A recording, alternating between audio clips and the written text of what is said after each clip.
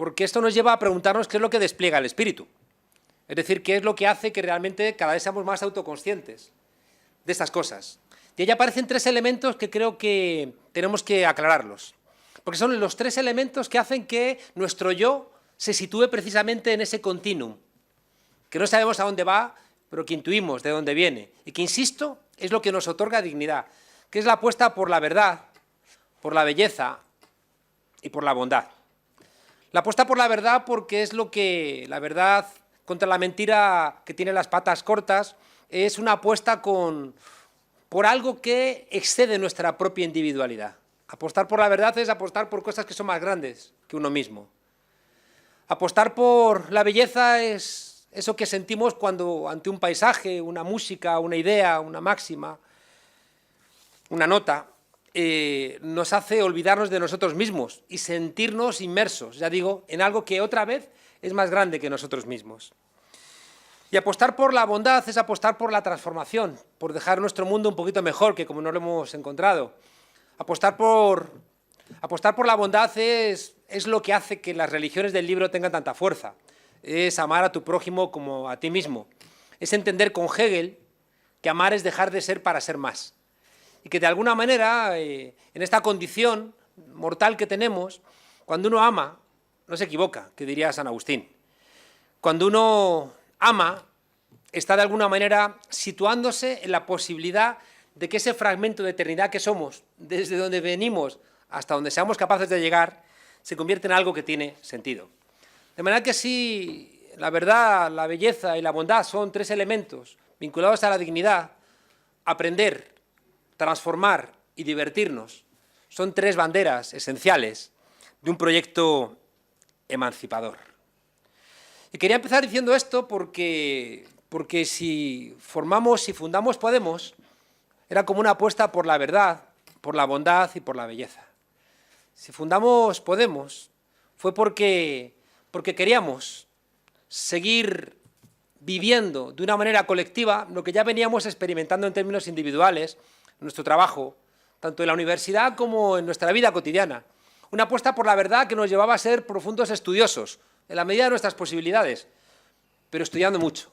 Yo siempre cuento en broma que enfrente de mi mesa siempre puse un cartel que decía «¿Y cuándo estudia James Bond todo lo que sabe?», porque tú ves una película de James Bond y al principio le pregunta a su jefe ¿esto qué es? Y dice «sí, esto es una pistola que hizo un orfebre en el siglo XVII que sirvió para matar a la zarina».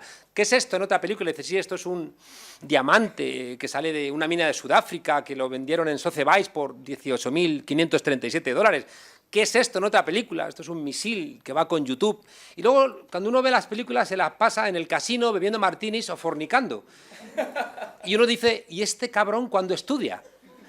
De manera que yo, para no olvidarme este mandato, ¿no?, de aprender, me ponía enfrente esta idea acompañada de esa otra tan hermosa de Isidoro de Sevilla, que decía que estudia como si fueras a vivir eternamente y vive como si fueras a morir mañana.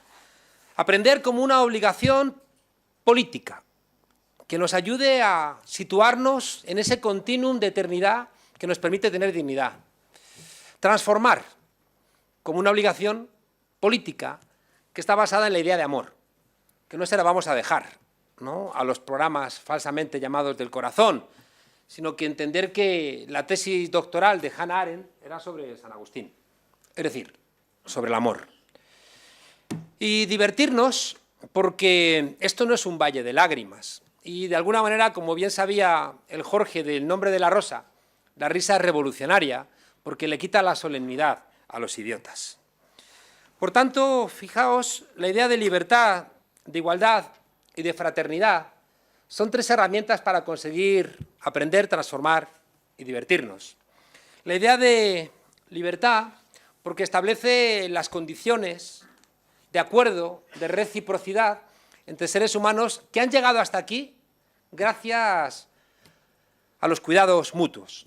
Yo le cuento siempre a mis alumnos que hemos visto en el National Geographic que la mamá jirafa pare a la jirafita y al ratito estira esas patitas tan delicadas y se va a dar una vuelta. O la yegua pare al potrillo y al rato se va a dar una vuelta. En cambio, los seres humanos necesitamos los cuidados de nuestros padres hasta los 35 años, ¿no? O más. más allá de la broma, han demostrado los primatólogos que venimos todos los animales sociales con una cláusula biológica de supervivencia, que son las pasiones. Y las pasiones están guiadas por un principio que es el que nos ha ayudado a llegar hasta aquí, cooperando, que es la reciprocidad. Y la reciprocidad se convierte en la herramienta central de la posibilidad de los animales sociales de haber llegado hasta aquí y de no haber sido víctimas de los depredadores. Parece mentira, ¿no?, que el ser humano tan desvalido, sin colmillos, sin grandes piernas, sin velocidad, sin fuerza, hayamos, ¿no?, resistido frente a depredadores supuestamente más poderosos que nosotros. Pues ha sido gracias, precisamente, ya digo, a esta idea de la reciprocidad, y la idea de libertad, insisto, está detrás de la garantía de conseguir esta reciprocidad, igual que la idea de igualdad establece las pautas de que la reciprocidad sea real. Y después está la fraternidad que, como dice Domenech, es pues la gran perdedora de la oferta ilustrada, y que es la que permite el aire de familia de lo que históricamente hemos llamado la izquierda. La idea de fraternidad es esa apuesta por el reparto equitativo de las ventajas de la vida social. Es la construcción de ese mínimo vital que nos permite realmente sobrevivir y que es el que establece, ¿no?, esa exigencia de poder ser hermanos y hermanas contra aquellos padres o aquellos reyes o aquellos elementos autoritarios que nos están hurtando la posibilidad de ponerlo en marcha. Dignidad, la palabra dignidad tiene el prefijo dec, que es el mismo que el de decencia en el lenguaje indoeuropeo, y tiene que ver con la condición de no humillarse y no humillar.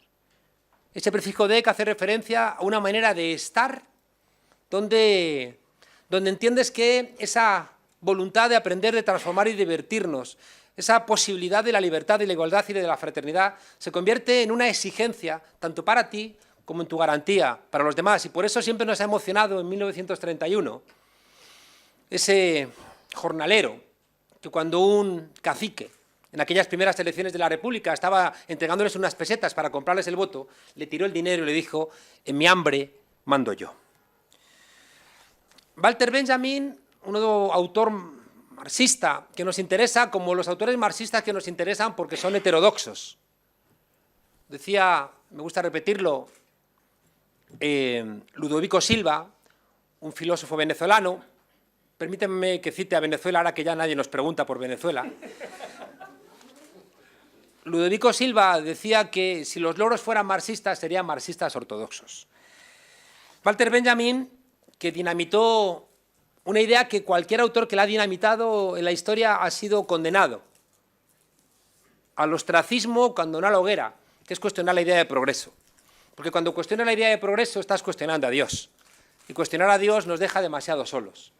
Walter Benjamin dijo que qué tontería era eso, de entender que las revoluciones son momentos de aceleración de la historia, pero si el capitalismo es un disparate que agota la libertad, la igualdad y la fraternidad, ¿cómo demonios va a ser emancipatorio acelerar? Al revés, él dice que la revolución es el momento de echar mano a die Notbremsen der Geschichte, los frenos de emergencia de la historia. Y que de alguna manera lo que plantean las revoluciones es mirar hacia atrás y echar los frenos. En esa dirección plantea Walter Benjamin algo que a mí me gusta mucho, cuando él afirma que si los parlamentos recordasen sus orígenes revolucionarios, no se habrían convertido en la caricatura en la que se han convertido. Porque hubo que pegar muchos tiros, hacer muchas barricadas, sacrificar muchas vidas para que los parlamentos existieran. No se levantó nadie una buena mañana y dijo: qué bien he dormido, voy a conceder el sufragio universal. Ni se levantó ninguna patronal diciendo: qué bien se está aquí en el Escorial, voy a dar la jornada laboral de 8 horas. Sino que las luchas de ayer son los derechos de hoy, igual que las luchas de hoy van a ser los derechos de mañana. Los parlamentos se han convertido en caricaturas porque hemos olvidado sus orígenes revolucionarios, y por la misma manera los partidos políticos se han convertido en empresas que lo que buscan es maximizar su utilidad. Si los parlamentos son caricaturas es porque los partidos políticos, que son el instrumento con el cual funcionan los parlamentos, se han convertido también en caricaturas. No puedo detenerme, pero seguramente el concepto que más me interesa de la teoría del Estado, que llevo 20 años dando clase de teoría del Estado, es un concepto que desarrolla en el año 72 Klaus Hofe y en años posteriores, 3 o 4 años después, lo pone en marcha Bob Jessop, que seguramente es el teórico del Estado más relevante, del cual sacamos un libro en la editorial Catarata pronto, su último libro, que se llama precisamente así, State, el Estado. Bob Jessop y Klaus Hofe hablan de la selectividad estructural del Estado. ¿Qué significa este concepto? Significa que al Estado le resulta más fácil siempre, esté en él quien esté Rajoy o Pablo Iglesias, le resulta más fácil responder a unas demandas que a otras. ¿Por qué? Por dos razones. La primera, porque el Estado, por definición, es representativo. Cuando Marx y Engels tienen que adjetivar el Estado en el Manifiesto Comunista, ya que podían haber buscado adjetivos, pero dicen el Estado moderno es representativo. ¿Qué significa esto? Que siempre, por definición, unos pocos, siempre, por definición, unos pocos van a representar al conjunto. Esto es lo que va a apuntalar en los años 80 Norberto Bobbio, diciendo es que no puede ser de otra manera, por lo que se llama la teoría de las escalas. Es decir, la polis funcionaba ¿con qué? Con 40.000 ciudadanos. No eran las mujeres, los extranjeros, los esclavos, los menores de 21 años, y por tanto eran comunidades muy pequeñas que podían casi reunirse en la Plaza Mayor de Madrid. Y por tanto, el problema de las escalas nos obliga a la representación.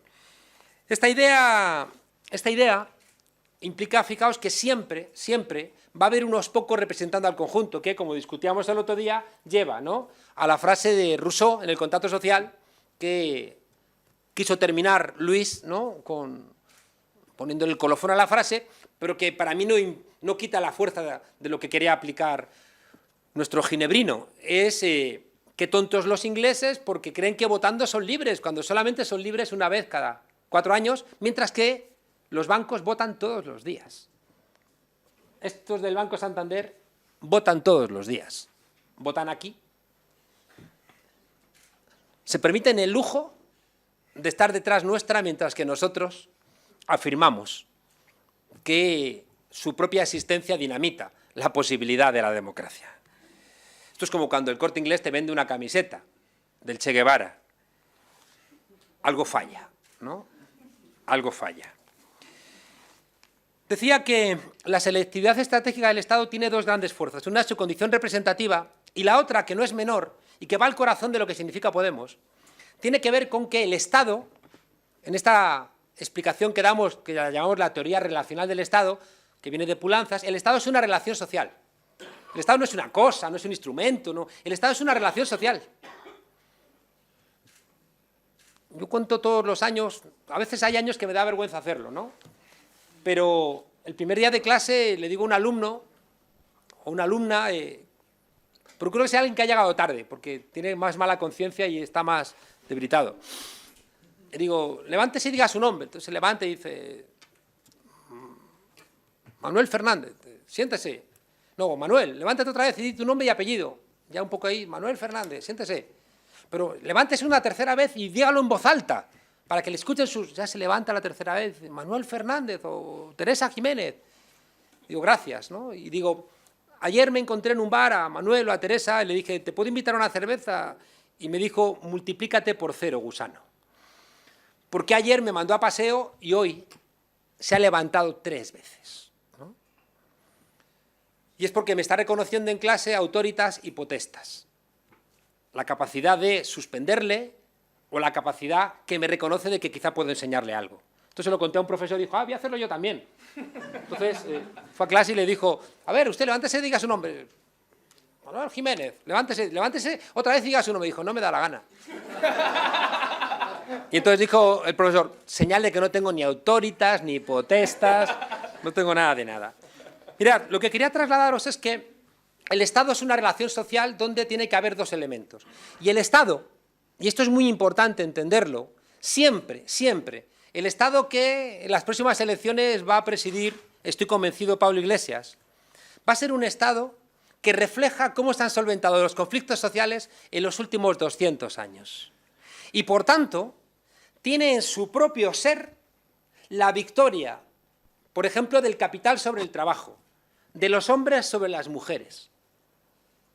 de los blancos sobre los negros, de los ricos sobre los pobres. Y eso está en las estructuras del Estado. Os pongo un ejemplo. En el año, creo que era el 95, el Ejército Zapatista de Liberación Nacional obliga a sentar al PRI a negociar los acuerdos de San Andrés, que son unos acuerdos esenciales para reconocer la población indígena de México. Y entonces les invitan a Los Pinos, es decir, a la Moncloa de allí. Y ellos dicen, no, nos vamos a reunir en una cancha de básquet de San Cristóbal de las Casas. Y es espectacular porque el haber cambiado la lógica les está diciendo, no te reconozco ninguna victoria del pasado. Cuando en el Parlamento español vemos esa foto de Luis de Guindos y de Rajoy mirando a Alberto Rodríguez y sus rastas, la cara de sorpresa tiene detrás más de lo que imaginamos, porque Alberto Rodríguez le está diciendo al Partido Popular, no te reconozco ninguna victoria ganada en el pasado. Estamos de igual a igual. Nos ha votado el pueblo de la misma manera y, por tanto, el hecho de que yo esté aquí no te da a ti ningún tipo de ventaja sobre mí, cosa que la tienes porque tengo que ir al Parlamento, con sus sugieres, con sus cuadros, por ejemplo, donde en la sala de reyes del Parlamento español están los reyes visigodos que a lo mejor reinaron 3 meses en Toledo y no está ni un solo rey árabe, ni uno solo. Que alguien me lo explique y que por favor no sea Bono. Porque ya me dirá alguien por qué un rey visigodo es más español que Boabdil. Que alguien me lo cuente, ¿no? La selectividad estratégica del Estado, fijaos, implica que siempre, por definición, el Estado, al reflejar cómo se han solventado los conflictos del pasado, es bastante probable que te pueda terminar devorando. Es bastante probable. De hecho, mi experiencia, por ejemplo, en América Latina, es que el Estado ha terminado devorando proyectos que inicialmente eran revolucionarios y que al final han sido rehenes, fijaos, de esa propia lógica que te va, ya digo, cargando con sus lastres. Las deudas existentes, la técnica parlamentaria, la técnica constitucional, la manera de hacer las leyes, la presencia de los letrados de las Cortes, como decía, los cuadros, la lógica, los tiempos, los protocolos, las fiestas, son elementos donde está escondido el Estado y, por tanto, si tú le juntas esta suma histórica de cómo se han solventado los problemas, más la condición representativa, te explica por qué al Estado es más fácil que se reúna y solvente las demandas del IBEX 35 que de la ciudadanía. Te explica por qué Zapatero puede recibir un memorándum del Banco Central Europeo y cambiar el artículo 135 antes que convocarnos a los españoles para saber si queremos asumir o no la reforma del artículo 135. Esto que os estoy planteando implica que si tú no eres consciente de esto, la verdad va a dejar paso a la utilidad. Y los partidos políticos van a apostar más por la utilidad que por la verdad. Porque la verdad hay que construirla, mientras que la utilidad te brinda beneficios inmediatos. Y eso es lo que explica también por qué todos los partidos políticos, todos, en esta lógica representativa estatal, se van hacia el centro. ¿Por qué? Porque en el centro es donde menos molestas. Y si tú lo que buscas es maximizar tu utilidad, lo que buscas es el mayor número de votos. Y el mayor número de votos supuestamente lo consigues donde a menos gente molestas. Y por eso yo planteaba que, claro, y si no sacas el coche del garaje tienes los 14 puntos, pero no vas a ningún lado. Y por eso me gusta esa expresión que nunca vamos a ver a nadie delante de un pelotón de fusilamiento antes de ser ejecutado gritando ¡viva el centro! Porque por ser de centro no te fusilan, ¿no? ¿Por qué Podemos se permite estos raptos de sinceridad que habéis visto en este curso? Porque nuestra materia prima es la verdad. Porque nuestra materia prima es la verdad. Y por eso Pablo puede decir cosas, o Íñigo, o Carolina, o Luis, o Tania, o Manolo, o yo. Podemos decir cosas que es imposible que las diga ninguno de los demás políticos. Porque nuestra materia prima es la verdad, no es la utilidad. Y por eso siempre he procurado estar tan alerta ante los riesgos de que caigamos en esas trampas de la selectividad estratégica del Estado y de la representación, y que pensemos que nuestra materia prima tiene que ser la utilidad y no la verdad. Por lo que os planteaba al comienzo, porque nosotros cuando nacemos, no nacemos de la nada, sino nacemos de ese aire de familia, de la libertad, de la igualdad y de la fraternidad. Y con esos tres elementos no se negocia, porque tiene mucha fuerza. Decía que nuestros raptos de sinceridad es porque nuestra materia prima es la verdad y los sueños son nuestro motor. Y si nos vence el miedo, seremos rehenes de una cosa que dice Rochefoucauld, que dice: prometemos según nuestras esperanzas y cumplimos según nuestros temores. Prometemos según nuestras esperanzas y cumplimos según nuestros temores. He leído recientemente a Rochefoucauld y me ha dado mucha alegría leerlo, porque es profundamente reaccionario. Y que yo me haya dado cuenta de que es profundamente reaccionario me hace ver que el espíritu se despliega. Tiene un machismo intrínseco. Si veis las imágenes de ayer, de hoy, de los Sanfermines, habéis visto que ha habido más gente en la manifestación contra la violencia machista que en el chupinazo. Y eso es bonito, porque parece que en los Sanfermines había como una suerte, era como el Eurovegas, ¿no?, del ocio, ¿no? Es decir, que parece que está permitido todo, ¿no? Como bebes, hay fiestas y hay muchedumbres, puede haber agresiones a las mujeres. Pues no. Y creo que esa expresión de protesta al respecto implica, ¿no?, que hay cosas que es verdad que el espíritu se va desplegando y que la verdad, la bondad y la belleza van generando su espacio, ¿no?, en nuestra autoconciencia. Por eso insisto, fijaos lo que os estoy diciendo, que Rochefoucauld, cuando dice prometemos según nuestras esperanzas y cumplimos según nuestros temores, es un riesgo que hay que evitar, y para evitarlo hay que huir del miedo. Y vengo a plantearos otra idea. Si existe Podemos, es porque empezamos a no tener miedo. Yo siempre he dicho que la transición española termina el 13M, cuando nos reunimos delante de la sede del Partido Popular a decir: queremos la verdad antes de votar. Y no teníamos miedo. Y sabíamos que podíamos pagar un precio alto, pero no teníamos miedo. Y yo ahí entendía aquel día que frente al miedo, ¿no?, que habían sembrado en mis padres, en mis abuelos, aquí había una generación, lo planteaba Tania, que dejaba de tener miedo. Por eso escribí el libro de la transición contada a nuestros padres, ¿no?, porque una manera de decir, voy a intentar hacer una reflexión sobre vuestro tiempo desde alguien, ¿no?, que ha tenido la fortuna de liberarse del miedo. El escenario político actual es tan vulgar, es tan profundamente vulgar, porque es un escenario político de partidos en lógica electoral. Y los partidos son una parte de la política. Y si volvemos a caer en el error de que los partidos son sinónimo de la política, estamos otra vez tirando por la borda todo lo que hemos construido desde el 15M. El escenario político es tan vulgar porque es un escenario de partidos, y os aseguro que Rivera no despliega el espíritu, Sánchez no despliega el espíritu y Rajoy solo despliega el marca. No me riáis los chistes fáciles, porque me vengo arriba.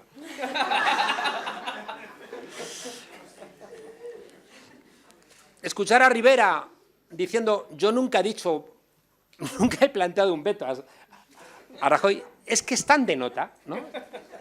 Claro, yo no voy a hacer ningún tipo de comentario porque dicen que estoy insinuando cosas, ¿no? Pero las razones por las cuales Rivera, ¿no?, hace esas afirmaciones se escapan a mi entendimiento. Ver a Sánchez celebrando como un hooligan las elecciones la noche del domingo, después de haber tenido el peor resultado de su historia, escapa a mi entendimiento. Ver a Rajoy, debe ser el único español que relee el marca. O sea, lo termina y luego empieza otra vez a leerlo. Solamente porque hay cosas ahí que conviene profundizar en ellas. Ver a Rajoy releyendo el marca, ¿no?, como si no hubiera un riesgo en nuestro país de unas terceras elecciones, escapa a mi entendimiento. Se ha citado aquí, ¿cómo voy de tiempo? ¿Que me pongo a hablar? Bien, Juan. Se ha citado aquí, Clara es una experta y Manolo, ¿no?, nos habló cuando éramos todos más jóvenes, pero él ya era sabio, de Karl Polanyi, ¿no? Y la gran transformación, un libro esencial. Pues sabes, Manolo, que Klaus Offe decía que el libro que le cambia su manera de pensar es La gran transformación. Más que leer a Marx, el libro que le cambió la cabeza era La gran transformación. Y hay una cosa ahí que la ha planteado, he querido entender a Tania, que es muy sorprendente, y es demostrar que siempre que el mercado se despliega en su lógica metabólica del capital, es decir, que intenta construir, ¿no?, de toda una mercancía, siempre hay vacuna popular, es decir, siempre hay una respuesta popular, siempre. El metabolismo del capital es convertir todo en mercancía, porque si dejas de pedalear te caes. Es decir, el capitalismo tiene una lógica interna donde, por eso no se le puede adjetivar sin hacer el idiota. Es decir, capitalismo con rostro humano, mis narices. Está bien porque entendemos qué quiere decir, pero es mentira. O sea, no puede existir un capitalismo con rostro humano salvo en momentos concretos de la historia y en espacios geográficos del mundo, porque nos lo estaban financiando otros. Es decir, que no hubiéramos tenido Estado social si no hubiera sido por la amenaza soviética por un lado y por otro lado porque nos lo estaban financiando las generaciones futuras, los países del sur y el medio ambiente, ¿no? Si no, no hubiera habido Estado social. Lo que quería decir que es muy importante es que la sociedad de mercado, dice Karl Polanyi, que la economía de mercado, que es la economía capitalista, genera una sociedad de mercado, donde al final todos luchamos contra todos. Y luchan los estudiantes en el aula por sacar la nota y al ser todos empresarios de nosotros mismos, al vivir la vida de una manera individual y todos en competencia contra todos, todos somos adversarios. Ahora que veo a Aitor, no voy a hacer ningún comentario como el de Pablo de Carvajal, que luego la liamos. Hola, Aitor, que es del diario.es, todos los periodistas que siguen a Podemos son muy amigos entre ellos, pero compiten entre ellos. Compiten entre ellos. Porque su empresa les obliga a competir. Y pueden ser muy amigos, pero tienen que conseguir una pieza propia y que no se tiene que enterar el otro. Fijaos que el sistema capitalista, hay un cuadro muy bonito de Marx sobre la fábrica de Wright, que tiene una reflexión muy hermosa porque es un cuadro que supuestamente es en la campiña, es de noche y hay unas lucecitas encendidas con unos candiles, lo cual demuestra que ahí están trabajando niños, y la explicación es que el capitalismo ha tenido siempre dificultades para meterse en la noche y en la naturaleza, porque eran dos campos que le estaban vedados, hasta que le apagan inyección de la luz a las gallinas y ponen más huevos, porque las ha vuelto locas. Pero claro, te comes un huevo de esos y te sale un ala en la espalda, ¿no? Reíros.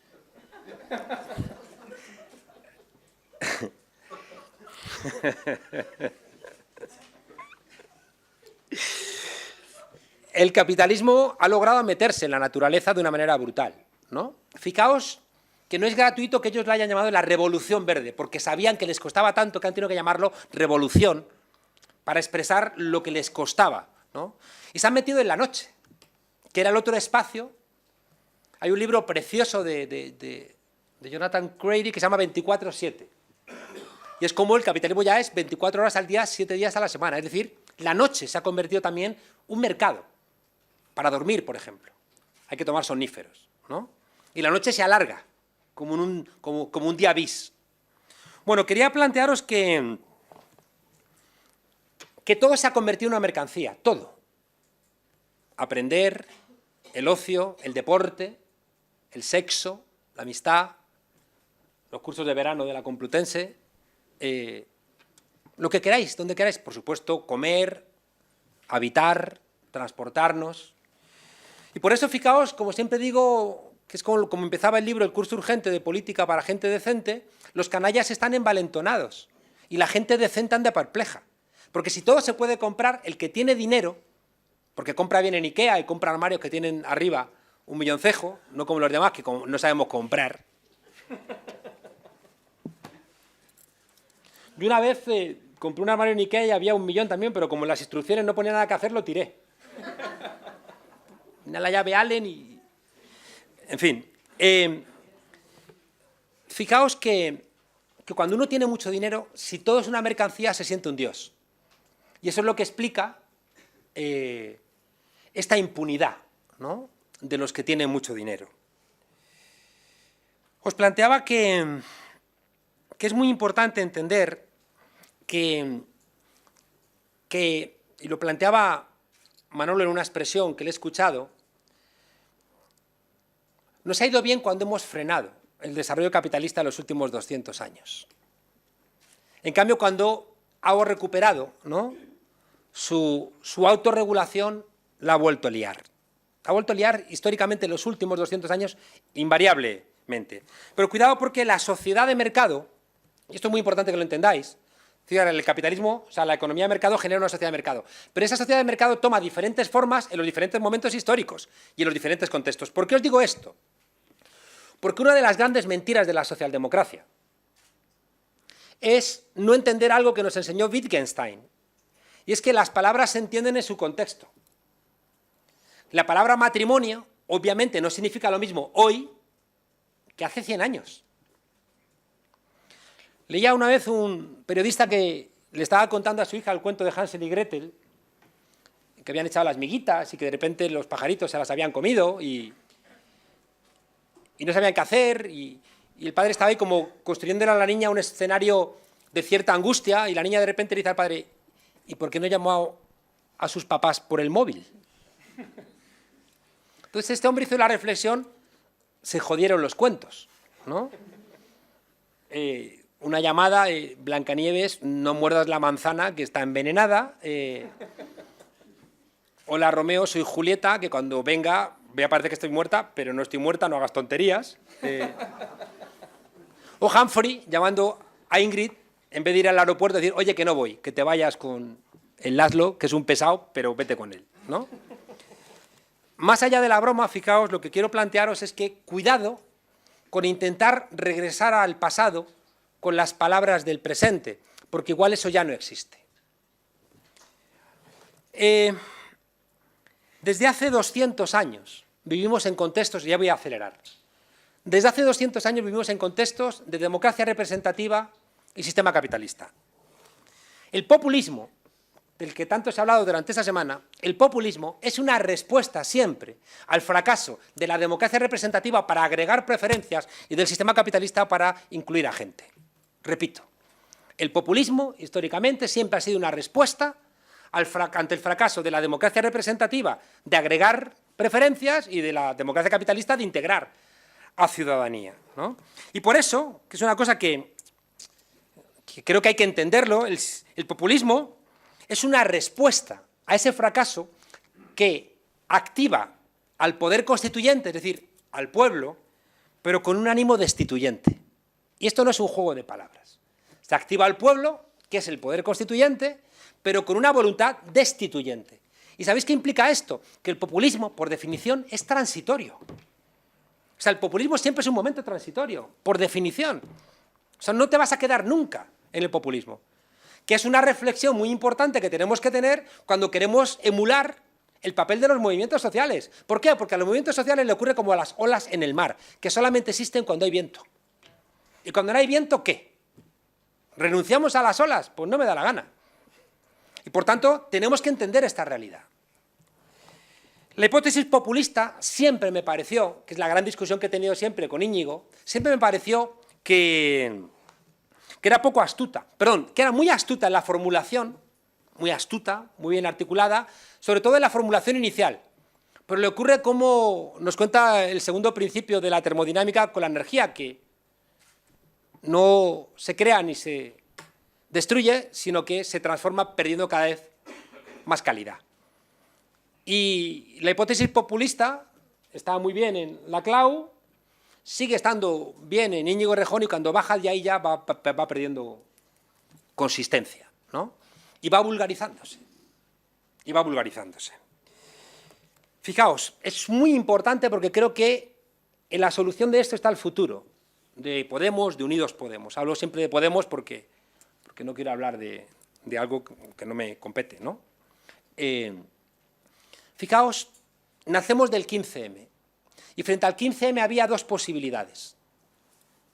¿Representábamos el 15M o reconducíamos el 15M? Y esa es una discusión que tuvimos desde el comienzo. Yo siempre planteé que si solamente lo representabas, lo que hacías es poner técnicas, ¿no?, comunicativas subordinadas a encuestas de opinión.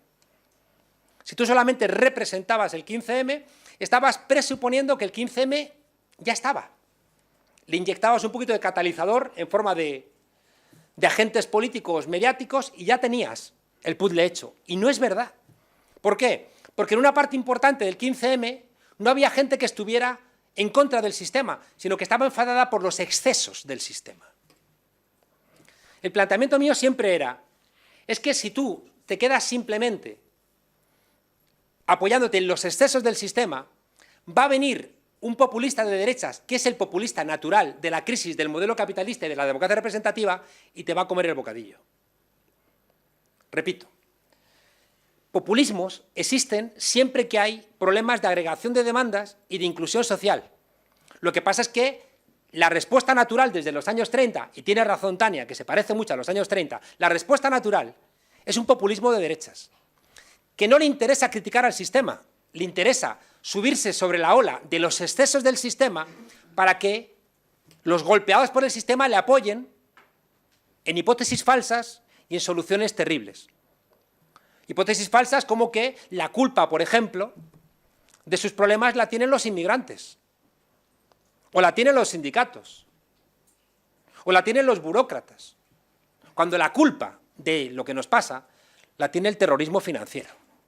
Y no vais a encontrar a ningún populista desde los años 30 cuestionando de verdad el terrorismo financiero.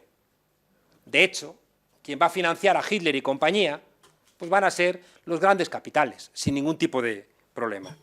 Por tanto, fijaos en el dilema representar el enfado o reconducirlo. Los medios de comunicación han preferido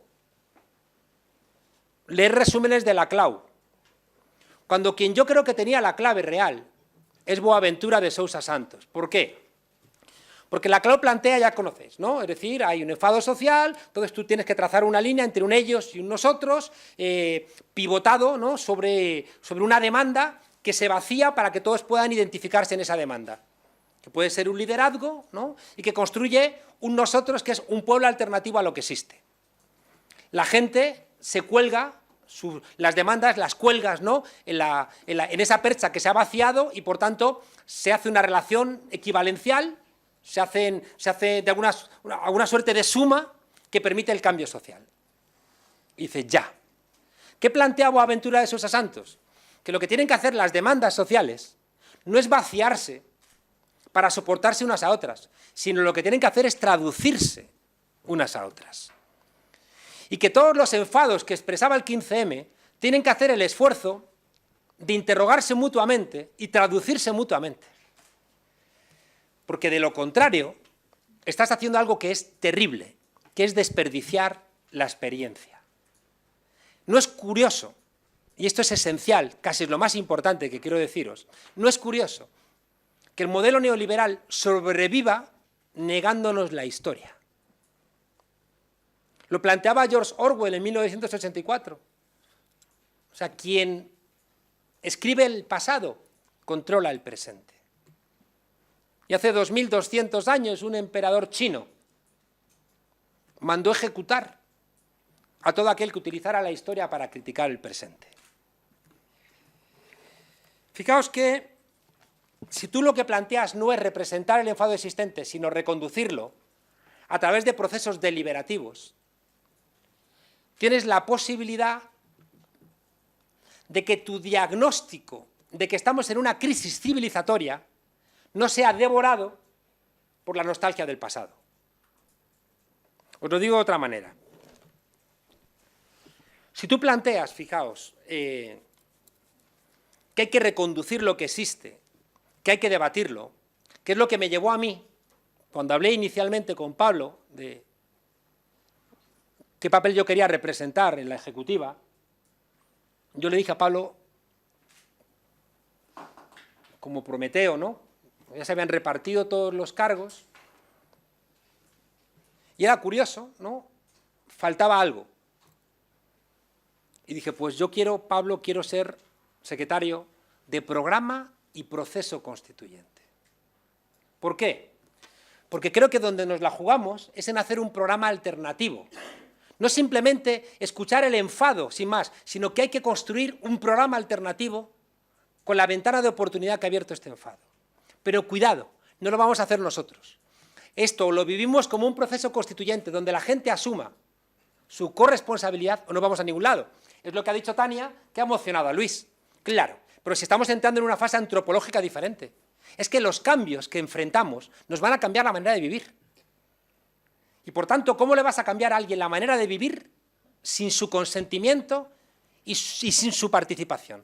Otra vez la vanguardia de que del proletariado, si ya no hay proletariado. Lo que hay es otra cosa, ¿no? Y cuidado, habéis dicho una cosa, y lo planteaba también el otro día Íñigo, que no es verdad.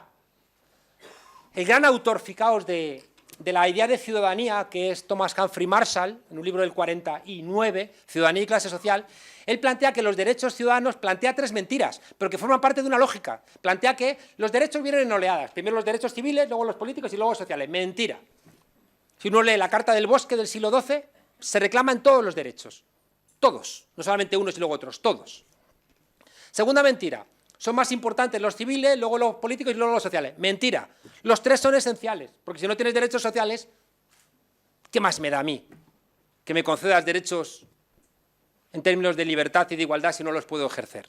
Y el tercer elemento, que para mí es esencial, plantea Thomas Humphrey Marshall, que los derechos son irreversibles. Mentira. Estamos perdiendo. El artículo 1 de la Constitución en España se está quedando en agua de borrajas. Estamos perdiendo el Estado democrático. Es decir, hay cosas sobre las cuales no podemos nosotros votar. Nos están diciendo no puedes decidir sobre eso. El caso extremo, Grecia con Papademos o Italia con Monti, ni votar al presidente del gobierno. Estamos perdiendo el Estado de Derecho. Ahí estamos viendo, ¿no?, la presión brutal sobre los jueces, que me echaron a mí la culpa, manda narices, 25 años escribiendo a favor de la independencia judicial y de la división de poderes y del Estado de Derecho, y dicen, no, qué cara más dura, ¿no? Y el Estado social, ¿qué voy a deciros, no?, con el crecimiento de las desigualdades. Casi termino. Mirad, venimos del 15M. El 15M, curiosamente, era una pregunta, no una respuesta. Era una pregunta a la democracia representativa, ¿por qué no me representas? Y al modelo social, ¿por qué me excluyes?, ¿no? Pero cuidado, lo planteaba el otro día Villacañas, y esto es interesante, Manolo, porque es como contraintuitivo. El 15M era profundamente conservador. Profundamente conservador. ¿Sabéis por qué? ¿Y por qué era conservador?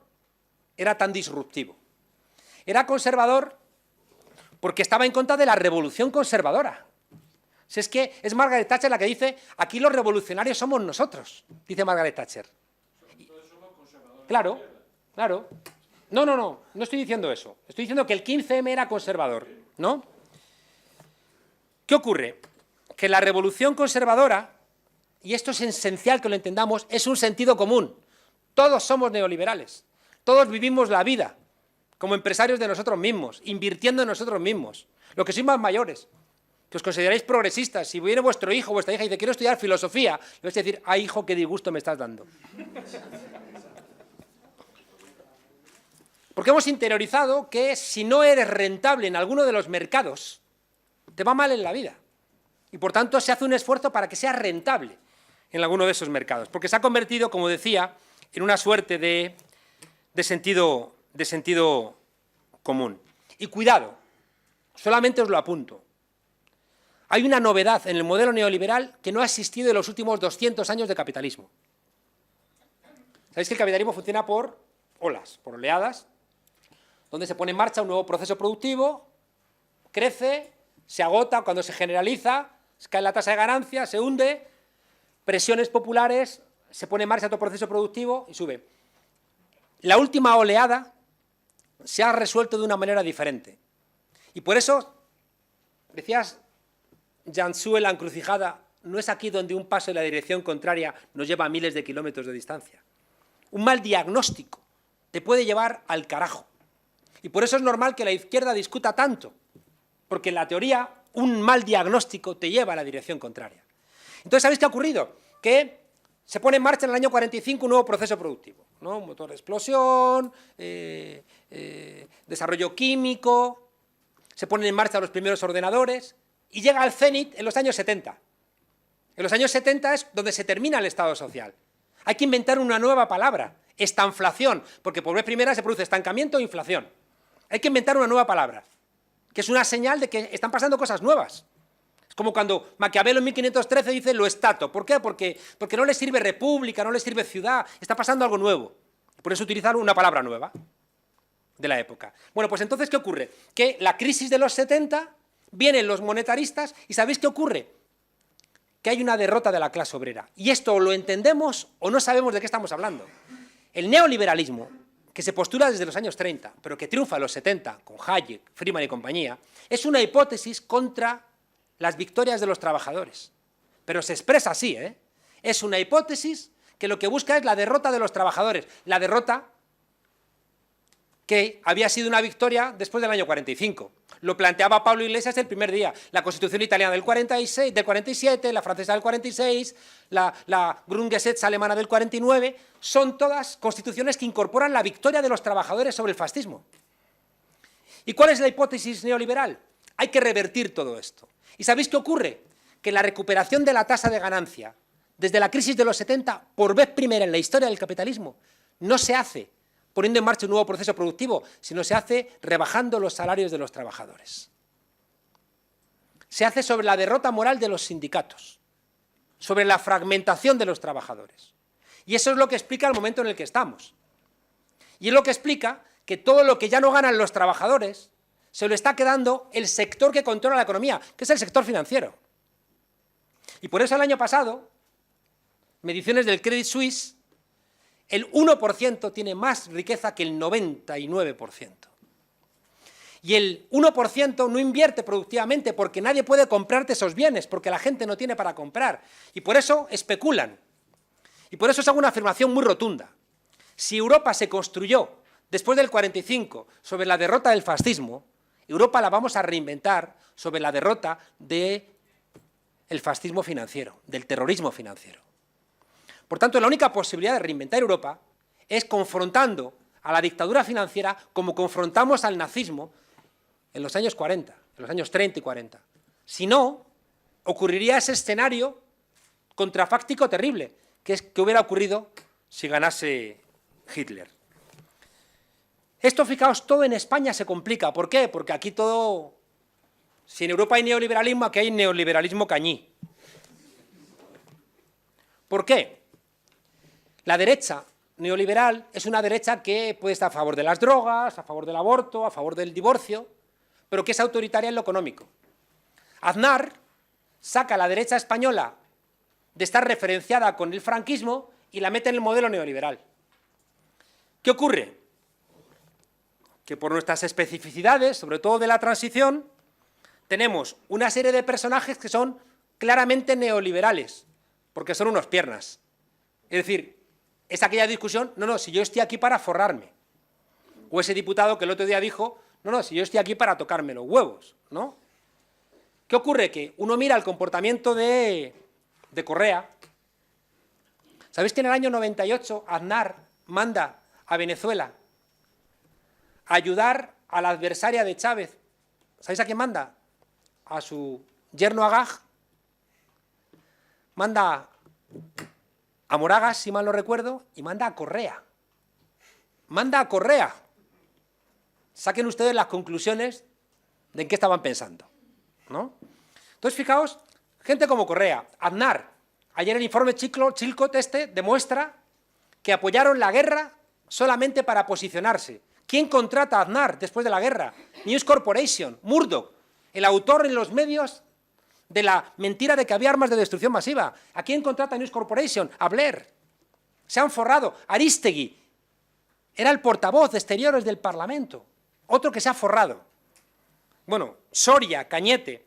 Y luego, ¿qué ocurre en España? Que es una cosa muy peculiar, que también se ha mantenido dentro del Partido Popular el franquismo, con figuras clásicas como Fernández Díaz. En el PP están juntos, que es lo que hace del PP un partido muy peculiar, están juntos pues Le Pen y Sarkozy, o Schäuble y Alternative für Deutschland, juntos. Que es lo que hace que el PP tenga esa fuerza y por qué no cuaja una extrema derecha. Porque está en el PP. Y por eso el PP, fijaos, cada vez se lepeniza más. Y por eso dice, si me da igual, si me votan porque robo, está bien. Y ni se conmueve, porque están en esa lógica ya lepenizada, como os decía. El 15M triunfó porque no tenía memoria. Quitaron la bandera republicana aquella noche. Y dijeron los chavales, quita esa bandera porque nos divide. Y era verdad. Y era curioso, fijaos, que unos muchachos y muchachas que estaban en la Puerta del Sol reclamándose indignados por Stefan Hessel, un miembro de la resistencia, cuyo valor era haber luchado contra el fascismo, obligan a quitar una bandera que expresaba lo mismo. ¿Sabéis por qué?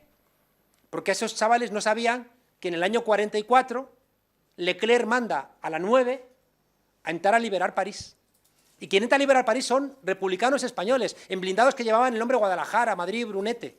Son los que entran a liberar París en el 44, con esa bandera que mandan quitar a esos chavales, porque les han hurtado su historia. Hace unos meses, el rey Felipe VI inauguró una placa en homenaje a la 9, altamente condecorados todos en Francia. Inauguró una placa en París. Y yo me pregunto, ¿por qué no ha inaugurado Felipe VI la placa, la 9, aquí? ¿Por qué?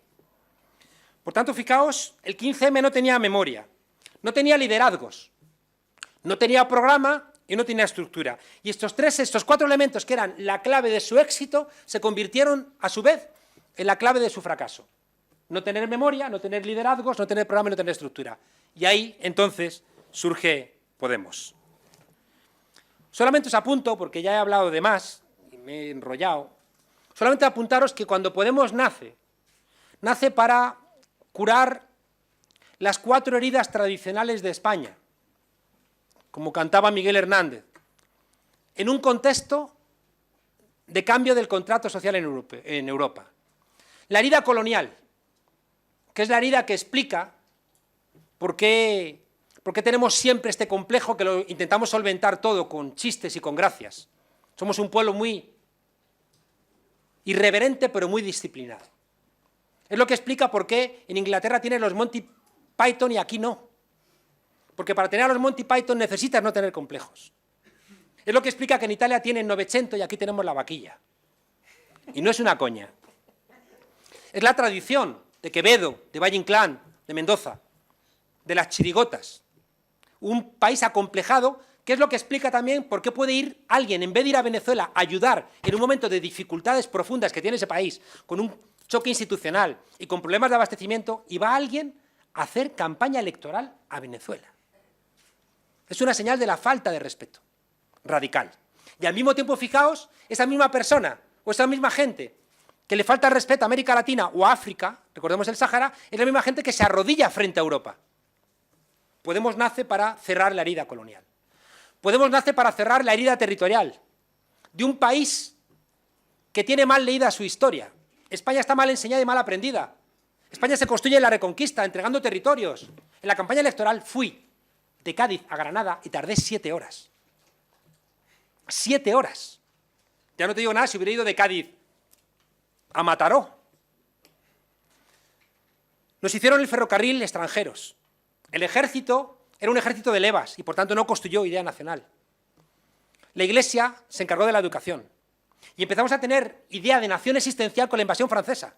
Pero ni siquiera ahí todavía estaba España como una nación existencial. La Virgen del Pilar dice que no quiere ser francesa, que quiere ser capitana de la tropa aragonesa, no de la tropa española. Lo plantea Álvarez Junco en Mater Dolorosa. Empezamos a sentir a España. ¿Y qué ocurre? Que como los reyes católicos evangelizaron, pero no construyeron nación, en Cataluña, en Euskadi, en Galicia, construyeron nación. Y por eso, la herida territorial, que tiene que entender que España es un país de países, es una nación de naciones. Que, como dice Helmut Plessner, de Italia o de Alemania, somos una nación tardía, un Estado muy viejo, pero una nación tardía. Un Estado viejo que se dedicó a evangelizar. La herida social, cuando la clase obrera está reclamando derechos sociales, aquí ¿qué ocurre? El pistolerismo patronal en el sur o en Cataluña, en los lugares donde había movimiento obrero o campesino, rápidamente viene la dictadura de Primo de Rivera, el paréntesis de la Segunda República y luego 40 años de dictadura militar de clase cuando se está desarrollando en Europa el Estado social. Pues claro, La herida social es otro de los elementos que tenemos que cerrar. Y por eso leímos bien que lo primero que había que presentar en el Parlamento era la Ley 25, lo primero. Y la última herida, que necesitaríamos dar un par de horas, solamente os la anuncio, es la herida ciudadana. La herida ciudadana es la herida de un país donde la ciudadanía entiende que lo de todos es de todos, no de nadie. Y que implica una mayor corresponsabilidad con las cosas colectivas. Fijaos, una herida ciudadana que si la cerramos construiremos una esfera pública virtuosa donde acabaremos con la picaresca como el elemento de referencia, donde la religión no podrá estar en el Estado, que es una cosa absurda, y encima no pagando el IBI, donde se terminará esa oligarquía y caciquismo tan presente en tantos lugares de nuestro país. Y nos libraremos, fijaos, de cosas tan terribles como que el ministro del Interior pueda recibir a rato, o que el presidente del gobierno pueda mandar un SMS a un tipo a la cárcel y que siga siendo presidente del gobierno. Eso es que no creemos que lo de todos sea de todos, sino que el Estado es de quien lo ocupa. Es lo que nos explica, fijaos, esta herida ciudadana, la voluntad que tiene la derecha y el poder en que no haya un relato histórico en nuestro país. Y en esa voluntad de lo que les molesta la memoria histórica, lo que les preocupa profundamente, fijaos, el papel de las mujeres en España, que es un papel mermado respecto del conjunto del país, precisamente por esta ausencia de memoria histórica. Estoy leyendo un libro, que lo conocerá Manolo, sobre el movimiento democrático de mujeres, que tuvo que partirse la boca contra el Partido Comunista durante la transición, porque no querían reconocerles nada de las peleas concretas. Y fueron las mujeres las que dijeron, no, cuidado, aquí también amas de casa, porque si no reivindicamos los derechos feministas de las amas de casa, ¿esto qué es? Y el aborto en soledad. Fijaos que si tuviéramos esa memoria, ¿cómo se le iba a haber pasado por la cabeza a Alberto Ruiz Gallardón el intentar retrotraer 30 años la ley de interrupción voluntaria del embarazo que habéis conseguido a las mujeres? Esa ausencia de historia permite constantemente, ya digo, permite que Trillo diga, no estuvimos en la guerra. Es que es espectacular, o Esperanza Aguirre. Cuando fueron a las Azores, le hicieron un ultimátum, los tres matones dijeron, entrega las armas de destrucción masiva, que sabían ellos que no existían. Y si no nos entregas las armas de destrucción masiva, en 4 días invadimos. Dice, no estuvimos en la guerra. Como 3 matones que dicen, no, te voy a partir la boca. Si no me das algo que sé que no tienes. Claro, no te lo das y van, y uno se queda en la puerta. Pero forma parte de lo mismo. Y luego has mandado 2.600 soldados. Y te has enriquecido. Y Aznar, fijaos, por esta falta de relato histórico dice, fuimos a la guerra de Irak porque no estuvimos en el desembarco de Normandía. Dice textualmente Aznar, el tipo que de joven era falangista, que es de un partido fundado por un ministro de Franco, que colaboró con Hitler, del partido donde la alcaldesa de Guadamur el otro día proyectó la imagen de Franco y de Himmler en un castillo con una leyenda que decía que Franco era un gran estratega. En fin, ¿sabéis por qué es posible que mientan? Porque hemos hablado poco de la cal viva.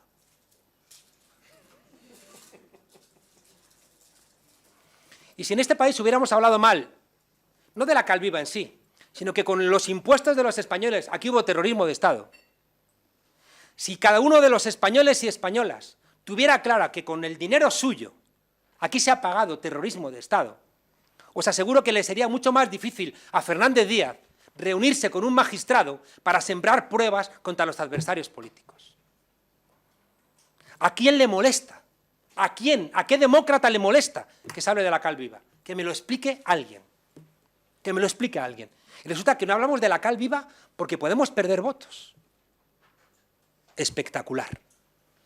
Espectacular. Porque con ese argumento estamos justificando que Fernández Díaz se reúna con un magistrado para sembrar pruebas falsas.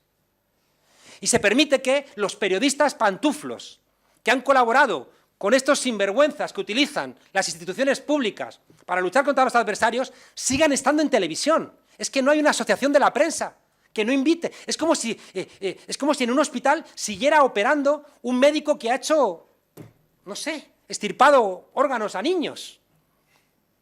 Es decir, periodistas que han mentido, sabiendo que mentían, y siguen yendo a los programas de máxima audiencia. Esto solamente es posible, Y claro, es una metáfora porque no hablamos más de la cal viva. Conclusión. Una Acuamed. Resulta que en Acuamed despiden a los trabajadores que denuncian. Y dice el juez que los tienen que reintegrar y no los reingresan. Y salen de la cárcel los responsables de intentar envenenar el Ebro y los readmiten. Monedero, está siempre enfadado. Siempre sales enfadado. Conclusión. Mirad, el neoliberalismo, os decía que es una hipótesis, está en los textos de Hayek, está en los textos de Friedman, es la hipótesis contra los derechos de los trabajadores, que lo que busca es privatizar todos los ámbitos sociales posibles. El neoliberalismo, que es donde se expresa hoy en día la derecha y desgraciadamente una parte importante de la socialdemocracia que asume los presupuestos neoliberales, implica, fijaos, lo ha resumido Fernández Díaz, el trabajo estable es una reliquia del pasado. Lo ha dicho textualmente. Tuve una reunión con un ministro alemán que me dijo que ellos no tenían, del SPD, que me dijo que ellos no tenían ningún tipo de nostalgia del Estado social. Y yo por eso le dije, claro, es que los socialdemócratas hoy están en Podemos, porque ya no están. Porque cuando tú defines la socialdemocracia en los años 50, te das cuenta de que los 5 principales principios socialdemócratas los han negado ellos. El Estado social, el corazón del modelo socialdemócrata. Con el artículo 135 lo dinamitas. Las políticas keynesianas, en el momento en que haces una política laboral que rebaja los derechos laborales, te cargas la idea de política keynesiana. El liberalismo político, es decir, pensar que a través de las elecciones y los medios de comunicación y el debate cambian las cosas. Renuncias cuando estás firmando el TTIP en Bruselas, que renuncias incluso a jueces nacionales. La lucha contra las desigualdades, renuncias a ellas en el momento en que estás en contra de una política fiscal progresiva. Y economía mixta, renuncias en el momento en que no quieres asumir que con Bankia y Mare Nostrum hagamos, por ejemplo, una banca pública. La derecha está rompiendo todo lo que habíamos construido en el contrato social de posguerra, todo. Está rompiendo los derechos sociales, está rompiendo los derechos democráticos y está rompiendo los derechos civiles.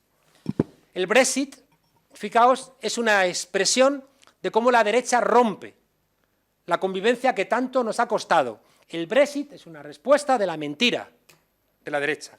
El auge de la extrema derecha, que están empezando ya, si a alguien le escuchan hablar inglés, perdón, español, les están atacando. Fijaos si vuelven, por culpa de la derecha, si vuelven los fantasmas de los años 30. Y por eso yo siempre he dicho a la gente que había que mimar a Podemos como a un niño tierno, porque Podemos, gracias al 15M, es la vacuna más importante que tiene Europa para frenar a la extrema derecha.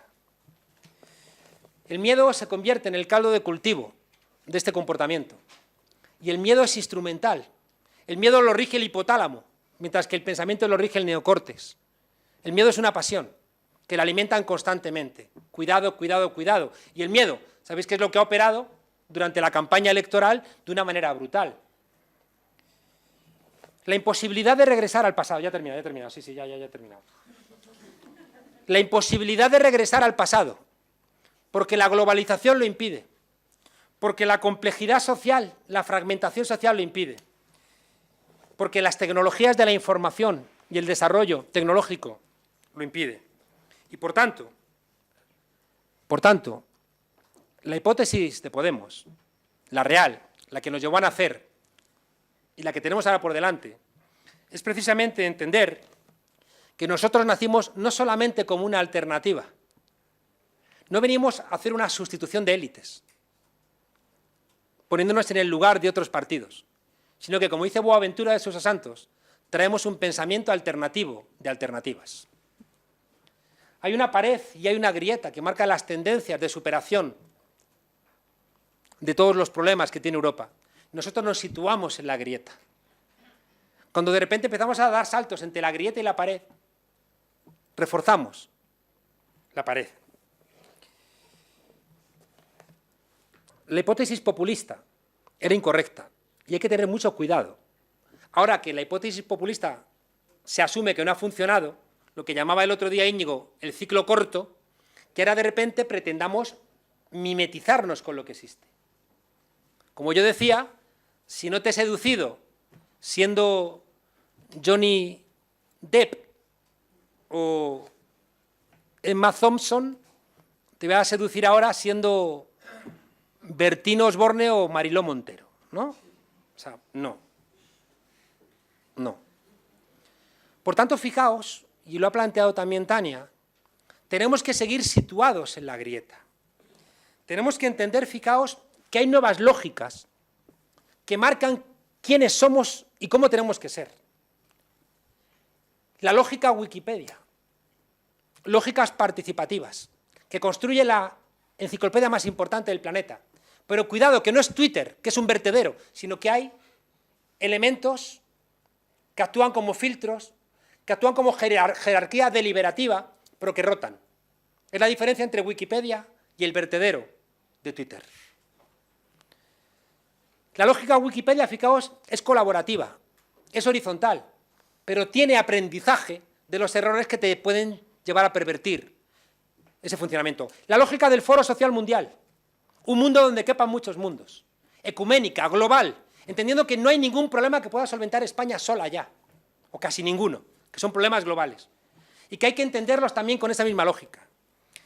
Y la lógica, os la dejo apuntada, de la subsidiariedad, que es la lógica más hermosa de la Unión Europea. Lo que puede hacer la parte inferior, que no lo haga la parte superior, pero eso no implica nunca que la parte superior ceda su responsabilidad con la parte inferior.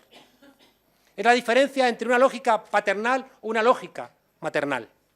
Cuando yo le dije a mi padre que me enseñara a nadar, me cogió de una mano y de un pie y me tiró a mitad de la piscina. No me extraña que haya terminado votando a Vox. No hagan sangre. En cambio, cuando le dije a mi madre que me enseñara a montar en bicicleta, si yo iba solo me dejaba, pero si me iba a caer me agarraba. La lógica de subsidiariedad se ha aplicado, por ejemplo, en la construcción de la norma foral de igualdad en Guipúzcoa. ¿Y sabéis qué han hecho? Apuntáoslo. El Estado organizó a la sociedad civil, lo dinamizó, lo articuló, le dio herramientas. ¿Y sabéis qué hizo? Hizo que fuera el movimiento social quien nombrase a la directora de ese movimiento. Y la vicepresidencia la tenía la administración. Repito, la vicepresidencia la tiene el Estado y la presidencia la sociedad civil. Pero para que eso ocurra, no puede haber políticos que se creen más importantes que el pueblo. No puede haber políticos que se creen más listos que el pueblo.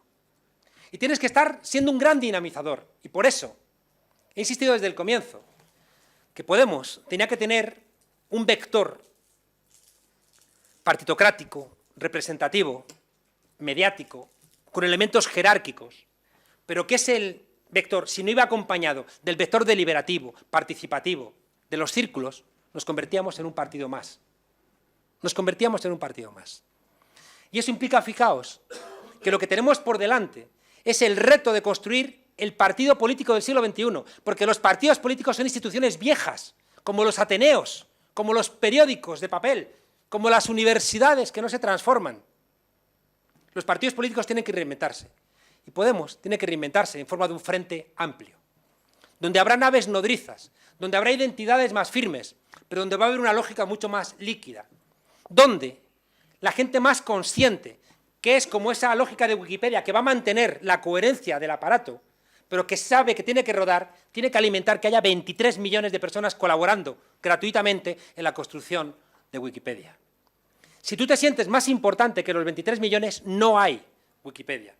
Y por eso, fijaos, hace falta una conceptualización diferente en los sitios iguales y en los sitios diferentes. Hay que entrar en el Parlamento porque es esencial, pero hay que convertir al Parlamento en otra cosa diferente. Y recordar lo que decía Walter Benjamin, que se han convertido en lugares patéticos, porque nos hemos olvidado que eran lugares ganados revolucionariamente. Y por tanto, los círculos se convierten en el espacio esencial de la reinvención de la política. Y los consejos ciudadanos es la parte política, mientras que los círculos son el elemento no político, pero no partidista de nuestro partido. La conclusión es que tenemos que experimentar, tenemos que inventar. No están las cosas teorizadas, sino al revés, subteorizadas. Pero haciendo lo mismo que los demás, vamos a cometer los mismos errores, en un momento donde estamos jugándonos el contrato social. Yo estoy muy contento con el resultado electoral, porque creo que 71 diputados y diputadas y 23 senadores dispuestos a no ser políticos profesionales, no debiendo dinero a los bancos y con la voluntad de estar en la calle, que no significa las protestas, sino allá donde está habiendo reclamaciones ciudadanas y, por tanto, siendo los diputados y senadores útiles a la ciudadanía, que estoy convencido de que en 4 años tenemos el gobierno. Cualquier cambio en un país antes tiene que pasar por un profundo bochorno. El bochorno lo estamos viendo día a día. El próximo gobierno, si lo hay o si no lo hay, va a ser un bochorno. Y estoy convencido que de ese bochorno, si recuperamos quiénes somos, si no nos mimetizamos, si entendemos que nacimos en la grieta y si entendemos que estamos en una crisis civilizatoria, el próximo presidente del gobierno va a ser Pablo Iglesias. Muchas gracias.